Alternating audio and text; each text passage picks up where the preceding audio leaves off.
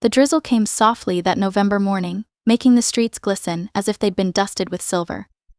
Jacob Mendez, a seasoned carpenter in his late 40s, wrapped his scarf tighter around his neck as he approached the little bungalow he'd been called to the previous day. The place was barely standing, its roof sagging like an old hat, and the front steps creaked under even the lightest footfall. For a carpenter like Jacob, with hands that had breathed new life into countless homes, it was clear this place needed more than a few simple repairs. Jacob was a simple man with weathered hands and a thick, brown beard flecked with gray. His life was a quiet one, revolving around his work, his faithful old truck, and the cozy one-bedroom house he rented on the edge of town. He had no family of his own, except for his sister Rosa, who checked in on him with casseroles and the occasional lecture on his health. Over the years, work had become his purpose, filling the silent spaces in his life. When Jacob knocked on the door, it was answered by a man in his 30s, with a face marked by exhaustion and clothes that had seen better days. The man's name was Caleb Whitaker. He looked slightly nervous as he gestured Jacob inside, into a living room that was bare except for a threadbare couch and a couple of mismatched chairs. There was a leak in the corner, where a small bucket collected water from a ceiling spot that had grown soft with mildew. "Thank you for coming on such short notice, Mr. Mendez," Caleb said, his voice polite but strained. "The roof. Well, it leaks pretty badly now, and I think the floorboards in the kitchen are about to give out." Jacob took in the home with a practiced eye. He could see where the wall paint was peeling, where a corner of the window frame had rotted, and where the water damage was starting to creep up the wall in ominous dark patches. "Looks like there's more than a few things that need fixing here," Jacob replied, nodding slowly. Caleb shifted, glancing down at his worn-out shoes. "I know it's a lot, and I don't exactly have much to pay you with. I'm in between jobs right now, and things have been tough for a while." Jacob studied Caleb, sensing the quiet desperation that lay under his polite words. As a man who had seen his own share of hard times, Jacob felt a familiar pang of sympathy. It was hard to ask for help, and he knew Caleb was swallowing his pride just to stand there, hands clasped and knuckles white, waiting to be turned away. "Tell you what," Jacob said after a moment, his voice warm but firm. "I'll take a look around, see what I can do. No need to worry about payment right now." Caleb's eyes flickered with relief and surprise. "But I don't want to take advantage of your kindness. I wouldn't feel right about it." Jacob smiled, waving a hand dismissively. "Let's get this place patched up first. We can sort the rest out later." So, that morning, Jacob began working. He replaced the weakened boards in the kitchen, sanded and smoothed the rough edges of the floor, and patched the most urgent leaks in the roof. He worked with the same careful attention he gave every job, treating Caleb's home as if it were his own. By evening, he had managed to fix a good portion of the damage, and although there was still plenty left to do, the house looked better than it had in years. As he finished up, Caleb handed him a cup of lukewarm coffee, looking down at his shoes. "Thank you, Mr. Mendez. Really. I don't know what I'd have done if you hadn't come." Jacob sipped the coffee and shook his head. "You don't need to thank me, Caleb. Times get rough, and sometimes folks just need a hand. I've been on the other side of it myself." Caleb nodded, something unreadable crossing his face. "It's hard to find people who still believe that way. Most would have just turned me away." Jacob shrugged, though he felt a pang of sadness at how the world had changed. "It doesn't cost me anything to do a little good. I believe what goes around comes around." As he gathered his tools and prepared to leave, Caleb tried again to offer something, digging a few crumpled bills out of his pocket. But Jacob only shook his head. "Keep it," he said gently, clapping Caleb on the shoulder. "When you get back on your feet, you can find some way to pay it forward." Caleb nodded, his expression softened with gratitude. "I will. I'll find a way, I promise." Jacob gave him a nod and left, his heart unexpectedly light as he climbed into his truck. He had done jobs without payment before, but there was something about Caleb's situation that struck him deeper, a reminder of his own struggles years ago when he'd barely been able to make ends meet. Driving through the quiet streets back to his small home, he thought about how life had a way of pushing people to the edge, and how sometimes a small kindness could make all the difference. That night, Jacob went to bed with a sense of quiet satisfaction, never expecting that his small act of kindness would be met with anything more than the calm peace it brought him. But fate, as it so often does, had other plans. The next morning, Jacob awoke to the usual sounds of birds chirping and the distant hum of cars heading toward the main road. He went through his morning routine, making himself a simple breakfast of toast and coffee, and he was about to head out the door when he noticed a crisp white envelope slipped beneath the door. Surprised, he bent down to pick it up. The envelope was thick, and his name was written in careful, elegant handwriting across the front: Mr. Jacob Mendez. There was no return address, only a small gold seal on the back, embossed with the initials CW. Curious, Jacob opened the letter and unfolded the thick paper inside. As he read, his eyes widened in disbelief. Dear Mr. Mendez, I wanted to express my deepest gratitude for your kindness and compassion yesterday. It is rare to find someone who will help without expecting anything in return, and your generosity touched me in ways I find difficult to put into words. What you may not know is that I recently experienced a personal loss, which has left me struggling to rebuild my life and find purpose again. The kindness you showed me reminded me of the goodness that still exists in the world. I am humbled and inspired by your selflessness. Please know that I am in a position to offer you something in return. I would like to invite you to my family's estate, where I have a proposition that could benefit us both. I understand if you are reluctant, but I hope you will consider it. Included with this letter is a small token of my gratitude. I look forward to the chance to speak with you further and, hopefully, repay some of the kindness you have shown me. Yours, Caleb Whitaker. P.S. Enclosed you'll find $10,000, a sum I hope you'll accept as a humble thank you for your generosity. Jacob blinked, feeling a mixture of awe and disbelief as he carefully unfolded a smaller piece of paper tucked into the letter. There, neatly clipped to the paper, was a certified bank check: $10,000. He sat down, the letter trembling in his hand as he stared at the amount.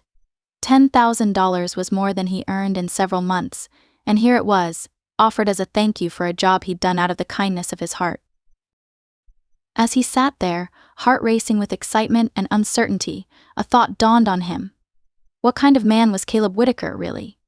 He'd come across as humble, even struggling, and yet here he was, offering what was clearly a life-changing sum of money without any expectation.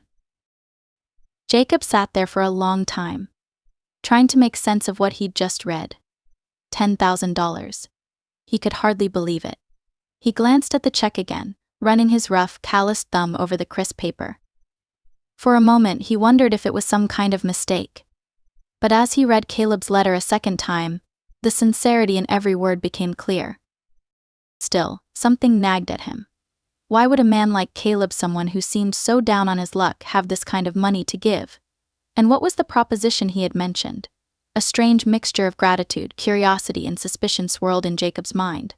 He had always been a straightforward man, one who didn't easily trust sudden, grand gestures. But the letter wasn't something he could simply ignore. That afternoon, after finishing a few other odd jobs around town, Jacob found himself driving down the winding road toward the address Caleb had listed on the letter. He told himself he was only going to say thank you, maybe even return the check if things felt off. His old truck rattled as he drove, bouncing over the dips in the road, and he couldn't help but feel a little out of place, like a fish headed upstream. As he approached the address, he realized the directions had led him far outside town. Here, the streets were lined with sprawling estates, each tucked behind wrought iron gates and hidden behind rows of oak and magnolia trees. He'd never driven out this far before, and the size of these properties left him wondering just who Caleb was. When he reached the gate with the initials CW, he slowed to a stop, glancing around as if expecting someone to appear and turn him away. But then, almost as if sensing his presence, the gate began to swing open slowly, inviting him in. Jacob took a deep breath, guided his truck through, and followed the long, tree-lined drive that seemed to stretch endlessly. Finally, he rounded a bend, and the estate came into view. A massive, stately mansion rose before him, its elegant stone walls and tall, arched windows casting an air of quiet grandeur. The house seemed almost to belong to another time, standing there against the backdrop of the wooded hills like a monument to old wealth and hidden stories. As he stepped out of his truck, he felt a strange sense of unease. What was he doing here? He was a simple carpenter, used to the feel of wood under his hands, the steady rhythm of hammer and nails. This place, this world felt as foreign to him as any he'd known. But then the door opened, and Caleb stepped out, a warm smile on his face. "Mr. Mendez," Caleb greeted him, extending a hand. "I'm so glad you came." Jacob shook his hand, still half expecting to wake up from a strange dream. "Caleb, this place. It's something else." Caleb's smile softened, a shadow crossing his face. "It belonged to my parents. They built it back when my family's business was thriving. Things changed after they passed, and I suppose I lost my way for a while." Jacob nodded, understanding in a way that only those who had faced loss could. "I get that. Life has a way of throwing you off track." "Yes," Caleb said, leading Jacob into the grand entrance hall, where sunlight filtered through stained glass windows, casting colors over the polished floors. "But I realized recently that maybe it's time to start building something new." They walked through the mansion, the silence and elegance of each room overwhelming Jacob. They passed a vast library, with shelves that seemed to touch the ceiling, and then into a study, where a crackling fire cast a warm glow over the mahogany furniture. Caleb motioned for Jacob to sit, pouring them both a glass of tea. After a moment, Caleb spoke, his voice steady but his gaze introspective. "When I told you I was between jobs, I wasn't lying. The truth is, I inherited my family's company, but I lost it all. Some poor decisions on my part, and bad luck, you could say." Jacob listened, sensing Caleb's pain. "That's a heavy thing to carry," he said quietly. "But you can always start again. Life gives second chances, even if they don't come easy." Caleb looked at him, a faint glimmer of hope in his eyes. "That's exactly why I wanted to talk to you. You're the first person I've met in a long time who didn't see me for what I'd lost, or judge me by what I had. You just helped me because, well, I guess that's just the man you are." Jacob's face flushed slightly. "I'm just a carpenter, Caleb. I fix things, that's all I know."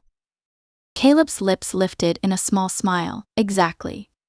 And I need someone who knows how to fix things. See, I've spent years around people who only knew how to take. They took from the business, from my family, from me. I want to rebuild, and this time I want people I can trust by my side. People like you." The words hung in the air between them, heavy and unexpected. Jacob shifted, glancing around the room. He'd come here expecting a quick thank you, perhaps even to return the check, but this was something he hadn't seen coming.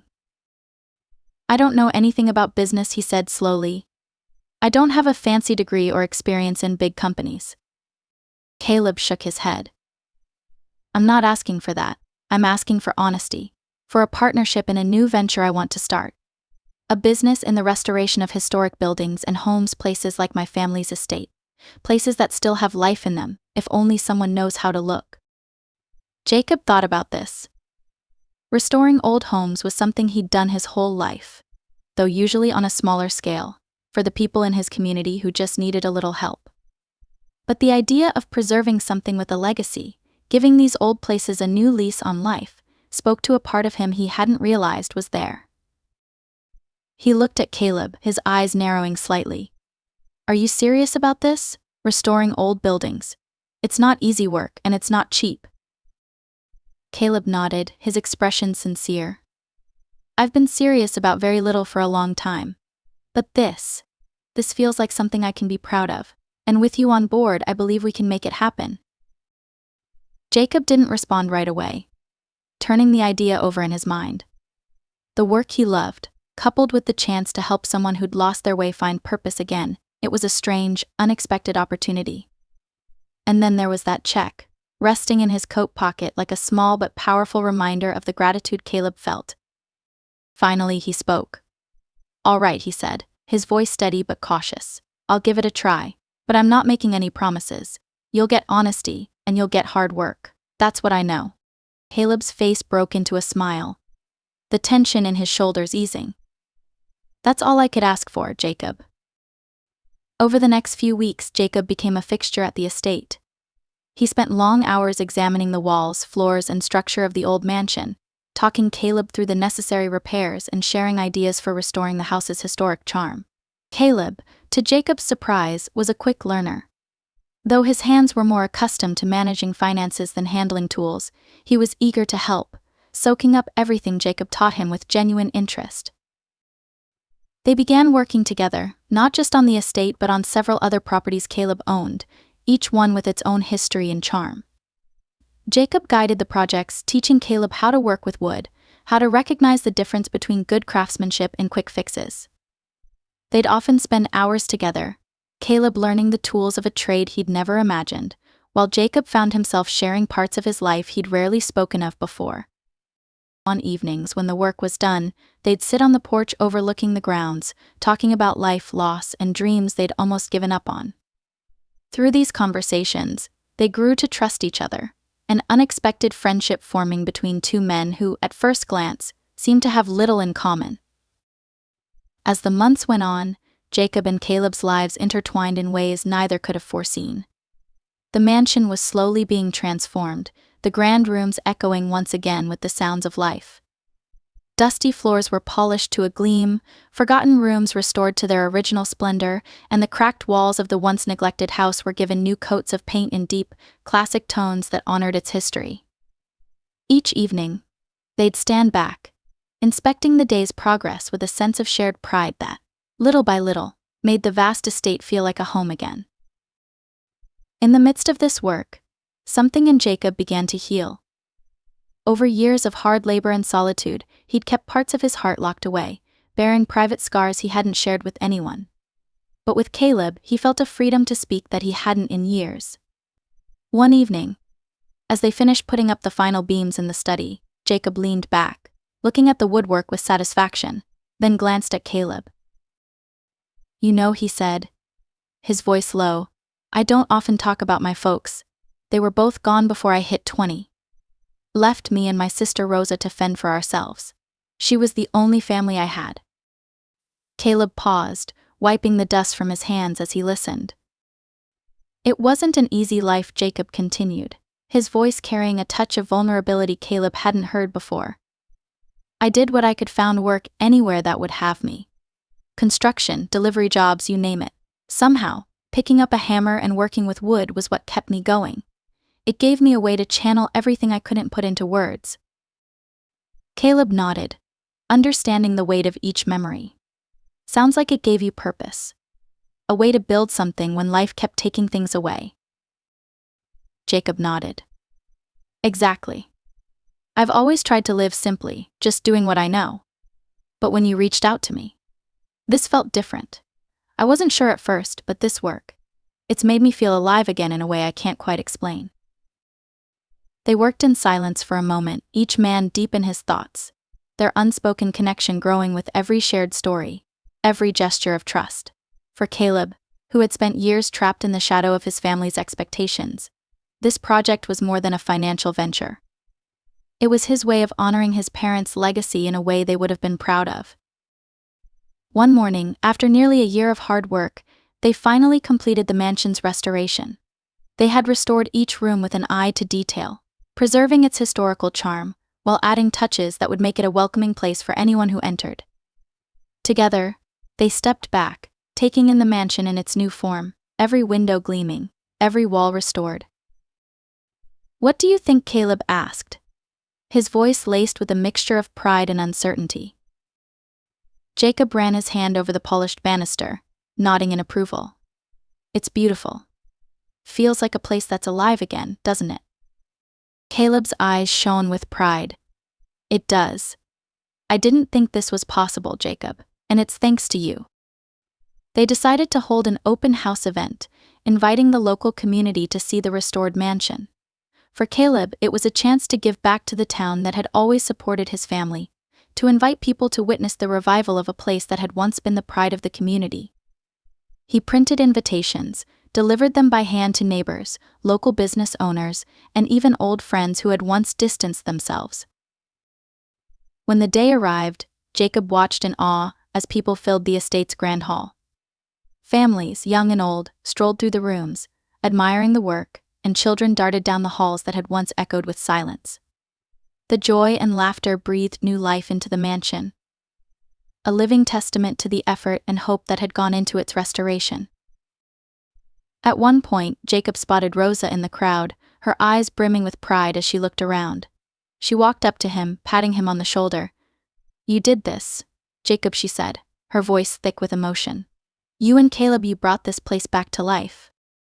He looked at her, surprised at the swell of emotion in his own chest. "We did it together, Rosa. It's a second chance for both of us." As the day wore on, a woman in her 70s, who had once known Caleb's parents, walked over and clasped his hands. "Your parents would have been so proud of what you've done here," she said, her voice filled with warmth. "You've brought back what this town lost when they passed." Humbled, Caleb looked over at Jacob, who nodded with a quiet smile. It was clear that through this work, they hadn't just rebuilt walls and floors, they had restored a legacy, one that Caleb could now carry forward with pride. As evening fell and the last guests left, Caleb turned to Jacob, his expression filled with both gratitude and something unspoken. "Jacob, I want you to know that this wasn't just a business project for me. You gave me a chance to start over, to find purpose again. I'd like to offer you a permanent position, as a partner. You'd be the one to oversee all future projects." Jacob, stunned, looked at him. "You really mean that?" "I do. We've done good work together, and I'd be honored if we could continue. And the financial side would be better than before," Caleb added, his tone hopeful. Jacob nodded, feeling the weight of the offer, the unexpected gift of friendship, and the life he'd rebuilt. "Then I'd be honored too, Caleb." They stood side by side, looking over the estate, as partners and friends. The home they had restored wasn't just a building anymore, it was a testament to kindness, second chances, and the quiet power of friendship. And as they watched the last rays of sunlight fade from the mansion's windows, both men knew they had found something more valuable than either could ever have imagined: a place to belong, a purpose to fulfill, and a future filled with promise.